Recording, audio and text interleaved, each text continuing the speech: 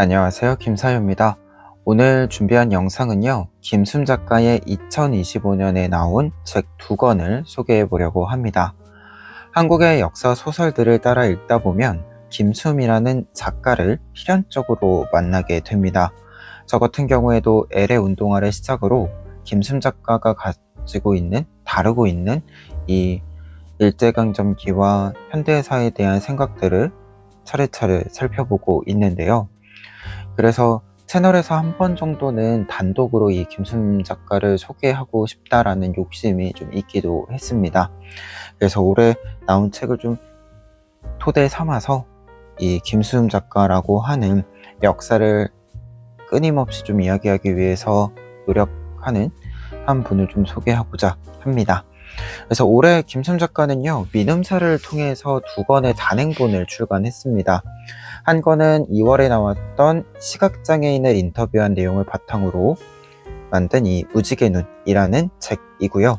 그리고 또 한 권은 일본군 위안부의 당시 삶을 재현한 간단호쿠라는 작품이 꽤 근래에 나왔습니다. 2권 모두 특징을 좀 본다면 인터뷰, 구술을 기반으로 한 소설이라는 특징이 있고요.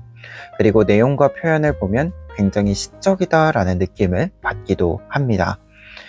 그렇기 때문에 타인의 삶을 우리가 한 번에 알 수 없듯 사실 한 번에 읽히는 작품은 아닙니다.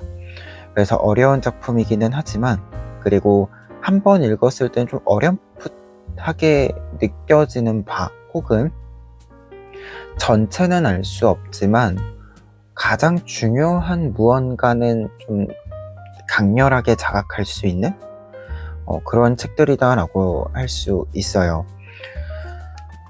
그래서 여러 장면들을 좀 통과하다 보면, 표현들을 통과하다 보면 내가 모르던 장면들, 내가 보았지만 특별히 의미를 부여하지 않고 넘어갔던 삶의 입장들을 나의 삶과 좀 대조해 볼 수 있는 작품들이기도 했습니다.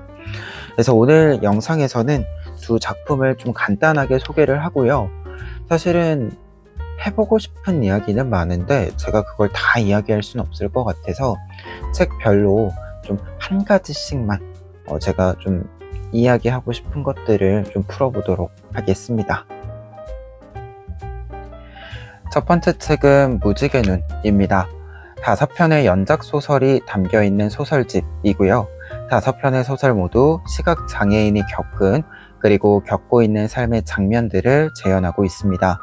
그렇기 때문에 보는 행위에 대한 정의가 눈으로 보는 것이 아닌 귀로 듣는 것, 손으로 만지는 것 등 다른 행위로 번역이 되고 있는 장면들을 자주 보실 수 있는데요. 이처럼 우리가 어떤 표현, 언어 등을 사용하는 것이 정말로 다양한 형태로 번역이 가능하다라고 하는 것을 알려주는 작품이기도 합니다. 그리고 제목이 이제 무지개 눈이잖아요. 이 무지개를 생각하면 떠오르는 7 색깔이 있죠. 그래서 이 소설집 자체도 색깔에 대한 이야기가 굉장히 많이 나옵니다. 시각장애인들이 감각하는 색깔은 어떤 형태인가에 대해서 자주 보여주는데요. 특히 색깔을 인지하는 데 있어서는 색깔을 직접적으로 관찰하는 데는 한계가 있고 제한사항이 있기 때문에 다른 사람들이 소개한 어떤 표현들을 통해서 인지를 하는 장면들이 자주 나와요.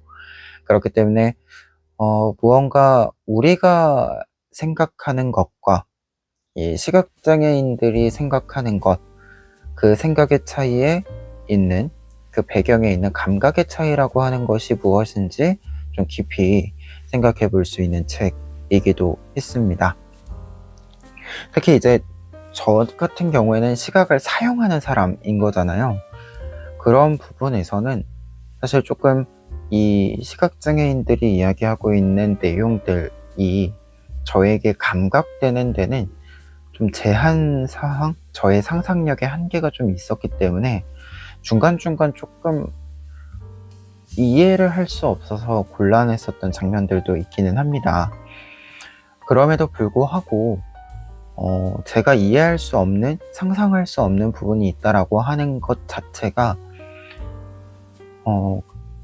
각자의 어떤 형태가 있는 것이구나라는 것을 인정하게 되는 부분이기도 해서 그것을 이해할 수 없을지라도 알 수 있는 것이 있었다. 그렇기 때문에 좀 많은 반성과 배움이 있었던 책입니다. 그리고 한 가지 더 이야기를 드리고 싶은 것은 이제 이 책을 통해서 한 가지를 꼭 이야기하고자 한다면 그 시각장애인이라고 우리가 흔히 통칭을 하잖아요. 근데 이 통칭 안에도 굉장히 많은 스펙트럼이 나누어진다 라고 하는 점입니다. 이게 시각장애를 선천적으로 가지고 있는가, 후천적으로 가지게 되었는가, 그리고 전맹, 완전히 보이지 않는가, 저시력, 어느 정도 보이는 것, 혹은 빛의 정도를 감각할 수 있는가, 이에 따라서 시각장애인 분들 같은 경우에도 이제 느끼는 것, 감각하는 것이 굉장히 좀 차이가 있다. 그렇기 때문에 그 안에서도 당연히 이해하는 것과 감각하는 것 사이에 차이가 존재한다라는 것을 이 책에서 굉장히 잘 보여주고 있습니다. 특히 이 부분을 좀 생각을 해본다면 사실은 사람이 어떤 것을 감각하는 것에 차이가 있다라고 하는 것은 당연한 이야기입니다. 사실은 장애를 가지고 있건 비장애인이건 상관없이 각자가 느끼는 게 다른 건 당연하죠. 근데 우리가 가끔 이렇게 어떤 집단으로서 호칭을 붙여서 이야기를 하다 보면 가끔 까먹어요. 이 당연한 사실을. 그 점을 좀 많이 반성하게 해줘서 굉장히 좀 여러모로 다양한 것들을 좀 느낄 수 있었던 책이었습니다. 두 번째 책은 간단 후쿠입니다. 책은 만주의 스즈랑이라는 지역으로 끌려온 위안부들의 삶을 재현하고 있는 장편 소설입니다. 화자는 요코라는 이름을 강제로 부여받은 소녀이고요. 간단 후쿠는 위안부들이 입었던 옷을 말합니다. 그래서 표지를 자세히 보시면 간단 후쿠가 이렇게 그려져 있습니다. 그래서 이제 요코라는 소녀의 입장에서 겪은 위안부라는 제도의 파괴성, 그리고 일제의 제국주의 정책으로 만들어진 전쟁의 참상과 인간의 도구화를 세밀하게 보여주고 있는 작품입니다. 이 책은 사실 소개를 하려고 했을 때 꼭 소개를 하고 싶다라는 생각이 들기는 했지만 어떤 방식으로 소개를 하는 것이 옳을까라는 고민을 굉장히 많이 했어요. 이 책을 하나하나 좀 이야기를 하면서 장면마다 가지는 의미는 무엇이었는지, 우리가 어떤 태도, 어떤 이해의 모습을 보여야 하는지에 대해서 조금 더 세밀하게 이야기를 해야 하는 것인지, 아니면 이 장면들을 여러분들이 좀 직접 볼 수 있도록 이렇게 해야 하는 것인지 고민이 좀 많았습니다.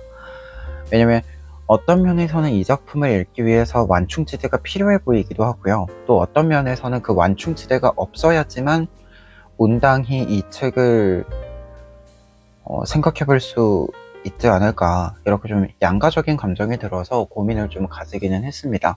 그래서 결론적으로 좀 이야기를 드린다면 한 장면 한 장면 이야기하는 것은 추후에 좀 더 시간이 지나서 더 많은 분들이 이 책을 읽고, 그리고 제가 이 책을 조금 더 어른스럽게 감당할 수 있을 때, 그때 하는 것이 맞겠다라는 생각이 들어서 오늘은 우선 좀 전체적으로 어떤 형식의 책이다 라는 것 정도만 좀 이야기를 드립니다.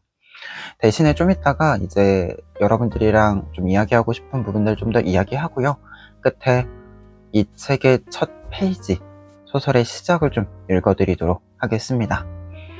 그리고 이 책 통해서 여러분들이랑 꼭 이야기하고 싶은 부분은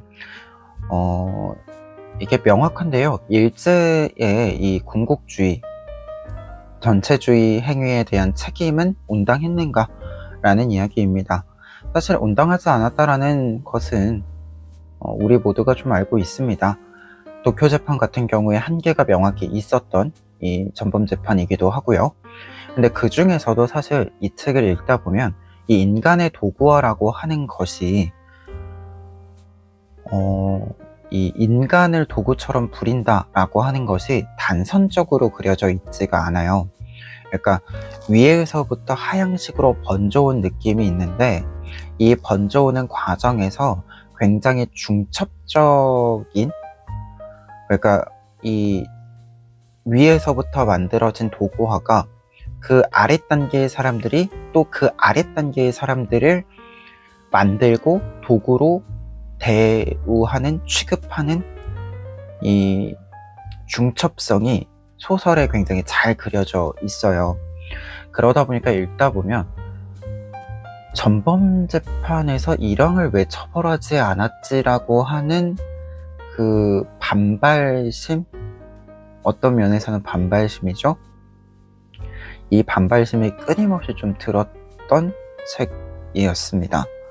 그래서 여러분들도 이 책을 좀 읽으시면서 온당이 책임을 다한다라고 하는 것이 무엇이었을까를 좀 생각해 주셨으면 좋겠어요. 그리고 저 같은 경우에도 이 책이 굉장히 괴로운 책이었는데, 그들에 대한 좀 온당한 책임을 다시 물어야 한다라는 것뿐만 아니라, 저 같은 경우에도 그렇다면 나는 이 책을 읽은 나는 앞으로 역사를 기억한다라는 이 문장을 계속해서 말해야 할 텐데, 이 말에 담겨져 있는 책임은 무엇일까? 이 말을 하기 위해서 내가 좀 인내해야 하는 것은 무엇인가? 이 부분에 대해서도 좀 질문을 하게 됐거든요. 그래서 뭔가 잘못한 사람에 대해서 책임을 물읍시다라고 하는 것, 그 책임론에 대한 생각도 있었고, 조금 더 나아가서는 나는 어떤 책임을 져야 될까? 이 생각을 좀 많이 가지게 한 책이어서, 여러분들도 좀 여유가 되신다면, 시간적 여유뿐만 아니라 좀 정서적으로 단단한 준비가 필요한 작품이기도 해서요. 그 여유가 되신다면 좀 한 번쯤 여러분들이 읽어주셨으면 좋겠습니다. 그래서 어려운 책이고 힘든 책이지만 이렇게 좀 소개드려 봅니다.